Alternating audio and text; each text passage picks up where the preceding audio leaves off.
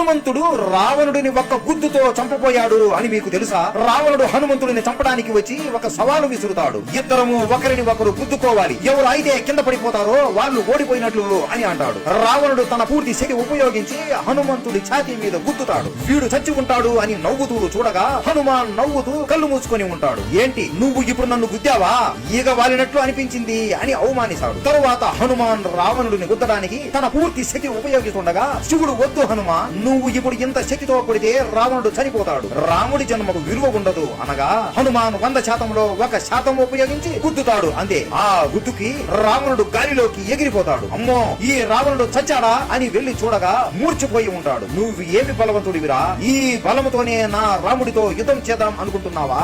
నేను నా పూర్తి శక్తి కూడా ఉపయోగించలేదు కదా రావణ, పోరా పో, పారిపో. మీరే చెప్పండి, హనుమాన్ బలవంతుడా, రావణుడు గొప్పవాడా? ఇక్కడ క్లిక్ చేసి ఫుల్ వీడియో చూడండి. జై బజరంగ బలి.